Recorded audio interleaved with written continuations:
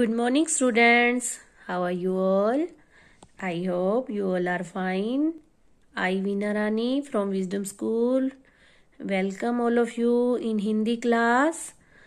जैसा कि आप जानते हो बच्चों, हम पाठ 11 मेहनत का फल रीड कर चुके हैं. आज हम करेंगे इसका अभ्यास कार्य. ओके बच्चों, ओपन पेज नंबर 84. देखिए, इसमें है आइए बातचीत करें, यानी स्पीकिंग स्किल. आपको बोलना भी आना चाहिए और लिखना तो आना ही चाहिए. निम्नलिखित प्रश्नों के उत्तर दीजिए. छोटा बालक किसकी मदद करता था? ये कल ही आपने लेसन रीड किया, आई होप आपको याद होगा.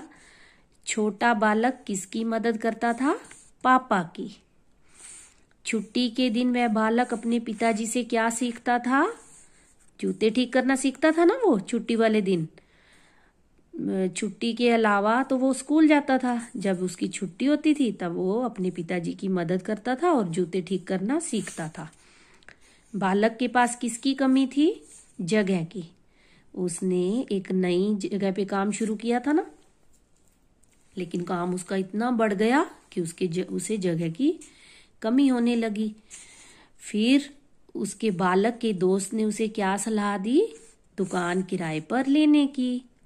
उसके दोस्त ने उसे दुकान किराए पर लेने की सलाह दी. उसके बाद है राइटिंग स्किल. ये पाठ के अंदर से ही हमारे क्वेश्चन आंसर होते हैं. ये सारे सही उत्तर के सामने सही लगाइए. क्या करने से जूते का तला फिर से अलग हो जाएगा? उसके पापा ने उसको बताया था ना कि क्या करने से जूते का तला अलग हो जाएगा? जल्दबाजी करने से, देर करने से, बल प्रयोग करने से, तेज चलने से. तो इसमें क्या आएगा? जल्दबाजी करने से. बाटा से एक बार जो काम करवा लेता था वह उसका मुरीद बन जाता, ग्राहक बन जाता, आलोचक बन जाता, प्रशंसक बन जाता था. क्या था उत्तर इसका? ग्राहक बन जाता. उसके बाद है प्रश्न 2. रिक्त स्थानों की पूर्ति कीजिए. वह अपने पिताजी के साथ जाता और डैश से काम सीखता. किससे काम सीखता था वह? लगन से. अब लगन से काम सीखता. उसने डैश के नीचे काम के लिए जगह खोज ली. किसके नीचे खोली थी जगह? किसके नीचे खोजी थी उसने जगह? पेड़ के नीचे. वह लोगों के जूते पॉलिश करता और डैश करता था. और क्या करता था? मरम्मत.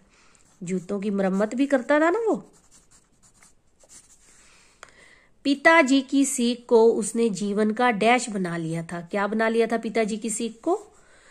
मूल मंत्र.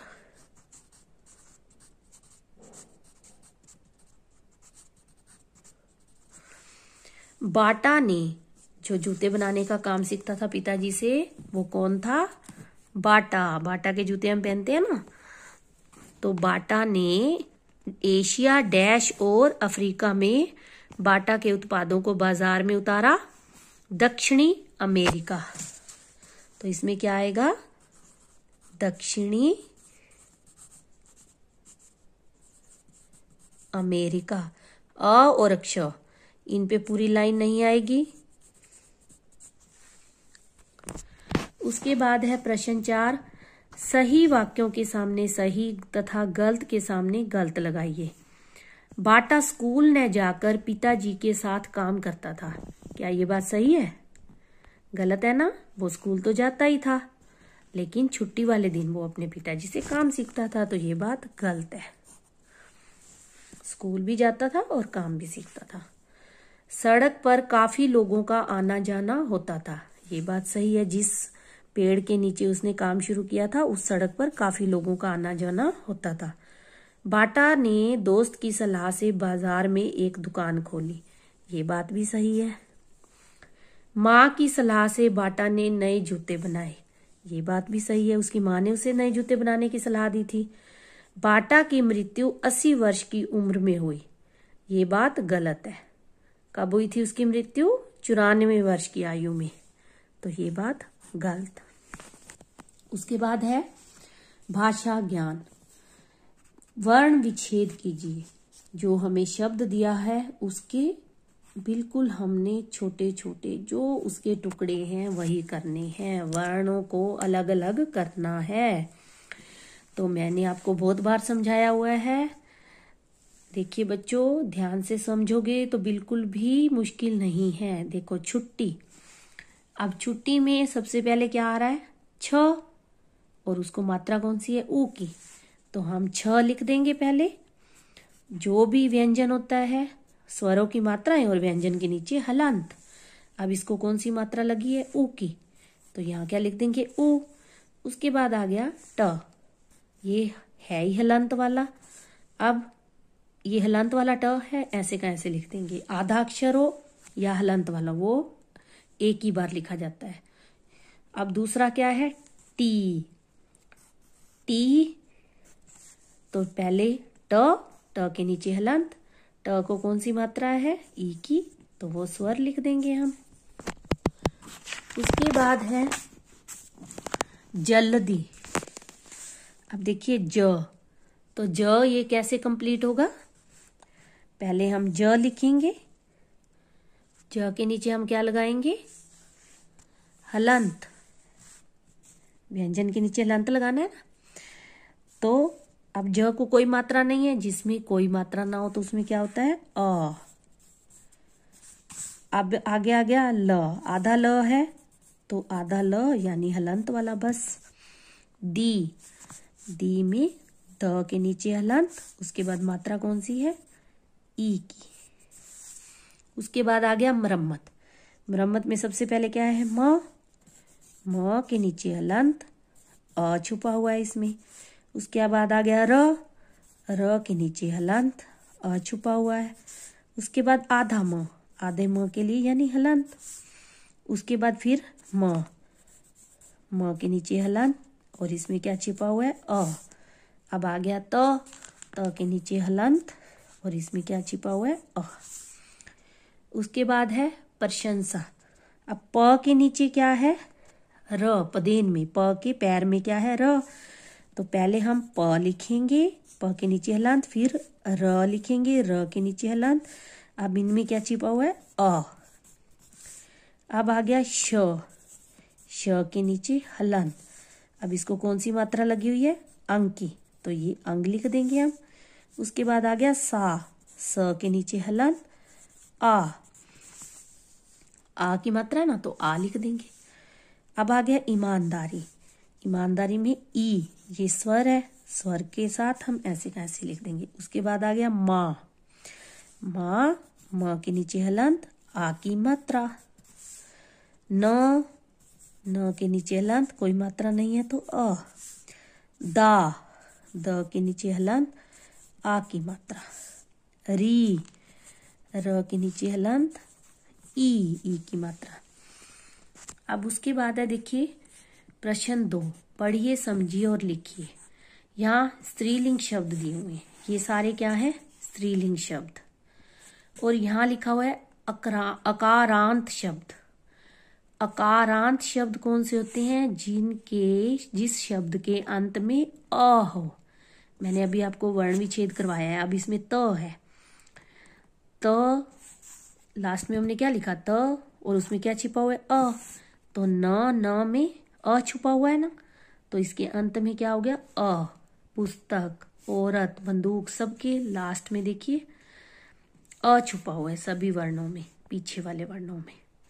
तो अकारांत अ है ना, अकारांत यानी अ छुपा हुआ है। इस साइड है पुल्लिंग, पुल्लिंग शब्द, ये सारे पुल्लिंग शब्द हैं। अब यहाँ क्या लिखा हुआ है? आकारांत यानी आ छुपा हुआ है, इसमें अंत में आ छुपा हुआ है। ठीक है बच्चों, तो हमने उदाहरण के अनुसार करना है। इन्होंने क्या किया? दुकान, दुकानें, तो पुस्तक, पुस्तकें,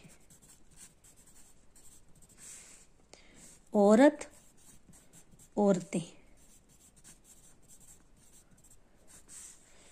बंदूक, बंदूकें,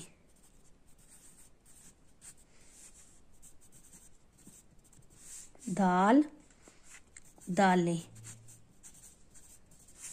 आवाज, आवाजें। टांग, टांगें। उसके बाद जूता, जूते। गधा, गधे। रुपया, रुपए। बाजा, बाजे। डंडा, डंडे। बगीचा, बगीचे। गुब्बारा, गुब्बारे। उसके बाद देखिए प्रश्न 3 है, रेखांकित संज्ञाओं के भेद लिखिए। अब आपको पता है ना, संज्ञा के 3 भेद होते हैं, व्यक्तिवाचक, जातिवाचक, भाववाचक। संज्ञा शब्द क्या होते हैं? नाम वाले शब्द, है ना। अब इन्होंने नाम वाले शब्दों को रेखांकित कर दिया। अब हमने ये बताना है कि ये कौन सी संज्ञा का उदाहरण है। रिलायंस कंपनी के संस्थापक धीरू भाई अंबानी थे। आपको याद होगा, विशेष व्यक्ति, स्थान, वस्तु आदि के नाम को क्या कहते हैं? व्यक्तिवाचक संज्ञा। तो ये विशेष व्यक्ति का नाम है ना, एक पर्टिकुलर हमें नाम बताया गया है, तो ये है व्यक्तिवाचक संज्ञा।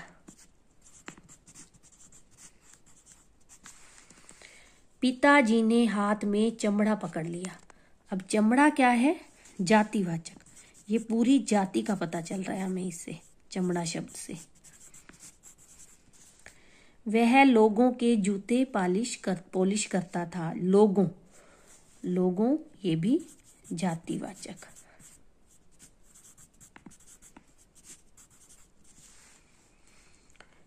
उसकी ईमानदारी के कारण प्रसिद्धि बढ़ गई। अब ईमानदारी शब्द क्या है? भाववाचक। इसमें भाव छुपा हुआ है, ये भाव का परिचय दे रहा है हमें, तो ये क्या है? भाववाचक। बाटा का जन्म प्राग में हुआ था। अब बाटा क्या है? एक विशेष व्यक्ति का नाम है ना, बाटा। बाटा का जन्म प्राग में हुआ था, तो ये विशेष व्यक्ति का नाम है, तो ये क्या हो गया? व्यक्तिवाचक संज्ञा।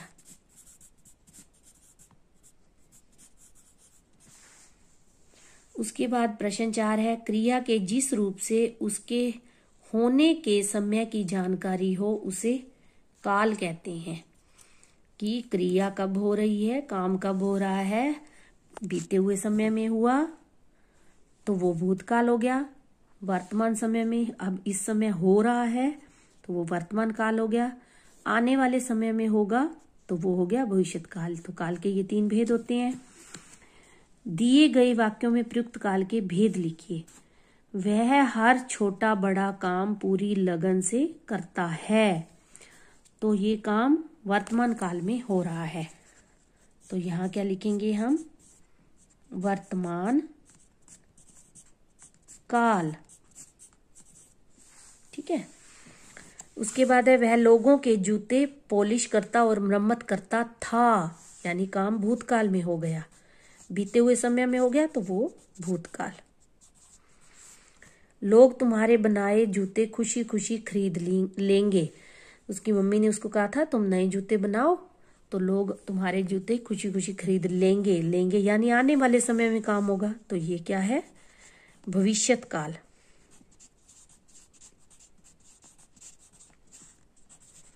आने वाले समय को भविष्यत काल कहते हैं। वह जितना काम करता ढंग से करता था, तो बीते हुए समय में काम हो रहा है तो भूतकाल। बाटा की मृत्यु 1 सितंबर 2008 को हुई। अब 1 सितंबर 2008 तो बीता हुआ समय है ना, तो ये क्या कहलाएगा? भेद कौन सा है? ये भूतकाल। तो ये बच्चों, ये आपके घर के अनुसार, ये देखो, इन जूतों को देखकर अनुमान लगाइए और बताइए कि इनमें से कौन सा जूता आपके घर के किस सदस्य के लिए उपयुक्त होगा। तो ये तो आप खुद ही अपने घर के अनुसार, सदस्यों के अनुसार बता सकती हैं, तो ये आपने खुद करनी है। ओके बच्चों, ये एक्टिविटी तो बच्चों आपने भी ये बुक वर्क अच्छे से समझना है और कंप्लीट करना है, लर्न करना है। Okay, take care.